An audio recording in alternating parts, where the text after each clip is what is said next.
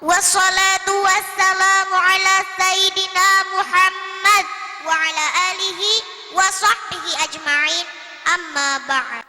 Puja dan puji syukur senantiasa kita panjatkan kehadirat Allah Subhanahu wa ta'ala yang telah melimpahkan rahmat, taufik, hidayah dan inayahnya kepada kita.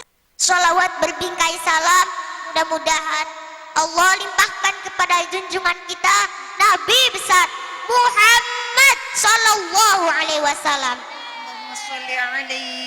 beserta para pengikutnya hingga yaumil akhir. Amin ya rabbal alamin. Alim ulama yang saya taati, ketua yayasan yang saya hormati, ibu kepala sekolah yang saya hormati, bapak dan ibu guru yang saya hormati, serta hadirin dan teman-teman yang saya banggakan. Pada kesempatan ini saya akan menyampaikan tausiah dengan tema gaya hidup, di mana satu di antara dua kita dihadapkan dengan dua pilihan, antara gaya hidup Islami atau gaya hidup jahili. Pertanyaannya, sudahkah kita memilih gaya hidup yang tepat? Berada di posisi manakah kita? Ini menjadi sangat penting untuk kita selami bersama, dengan harapan sebagai anak bangsa, sebagai umat Islam, sedini mungkin kita dapat memilih jalan berpijak sesuai tuntunan agama Islam. Allah Subhanahu wa ta'ala berfirman dalam surat Yusuf ayat 108. Bismillahirrahmanirrahim. Qul hadhihi sabili ad'u ila Allah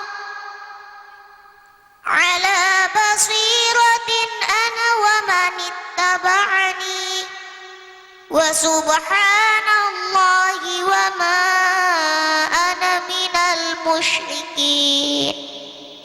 Katakanlah, inilah jalan agamaku, aku dan orang-orang yang mengikutiku, mengajak kamu kepada Allah dengan hujah yang nyata. Maha suci Allah dan aku tiada termasuk orang-orang musyrik. Hadirin rahimakumullah, berdasarkan arti ayat tersebut semua sangat jelas. Gaya hidup Islami hukumnya wajib, Pak, dan gaya hidup jahili hukumnya haram, Bu.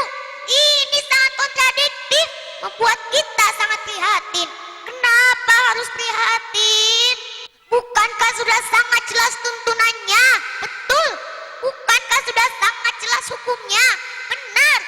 Semakin menyimpang gaya hidup dari peradaban Islami, semakin bangga pula mereka menebarkan pesonanya. Ini faktanya.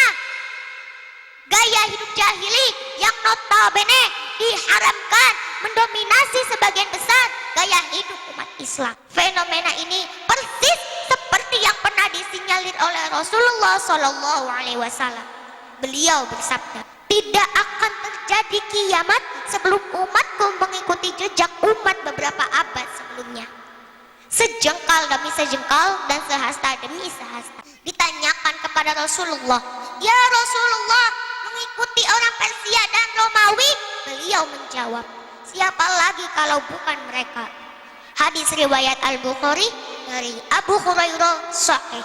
Hadirin rahimakumullah, gaya hidup Islami adalah tidak berlebih-lebihan dan bermewah-mewah. Apakah ini berarti Islam mengajak kita miskin? Bukan. Apakah ini berarti Islam melarang kita memiliki harta? Tidak. Dalam Islam, kaya itu bukan hal yang dilarang, Pak. Bahkan dianjurkan, Bu. Perintah zakat bisa dipenuhi kalau kita punya harta. Perintah haji bisa ditunaikan kalau kita punya uang. Perintah sedekah kalau kita mampu. Dan banyak kebaikan lainnya bergantung pada kekayaan.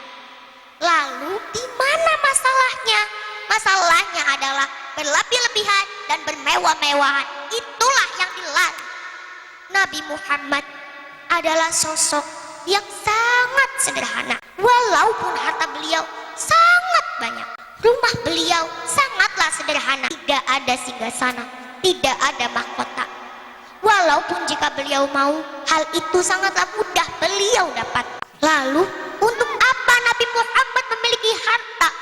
Beliau menggunakan hartanya untuk menyebarkan risalah-risalah Islam, berdakwah, membantu fakir miskin, memperdayakan orang-orang yang lemah. Masya Allah, dari apa yang dicontohkan baginda Nabi, justru orang Islam harus lebih berhasil, lebih sukses, dan lebih bagus lagi, kaya. Dengan begitu kita dapat mendistribusikan kekayaan tersebut untuk orang lain sebanyak-banyaknya.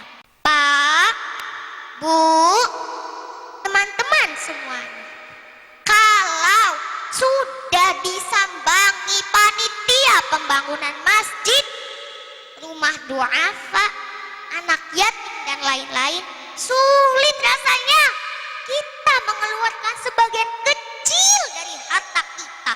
Ya iyalah, jangankan menyisihkan, orang hidup kita ini pas-pasan bro. Pas mau beli mobil ada, pas mau makan-makan ada, pas mau jalan-jalan ada. Kumaha atuh pribenca. Hadirin rahimakumullah, dapat kita simpulkan dengan hidup dengan kesederhanaan, kekayaan kita bisa dinikmati oleh orang lain. Apalagi di era pandemi ini, banyak saudara-saudara kita yang terpuruk hidupnya membutuhkan uluran tangan kita semua. Mengakhiri tausiah ini, Zelda mengajak kita semua, khususnya pribadi Zelda sendiri, berusaha untuk hidup dalam kesederhanaan. Insya Allah akan bawa kita lebih dekat dengan Allah. Hidup hanya sekali, gunakan untuk kebaikan dan kebermanfaatan untuk orang lain. Semoga kita semua termasuk orang-orang yang beruntung. Wallahu a'lam bishawab.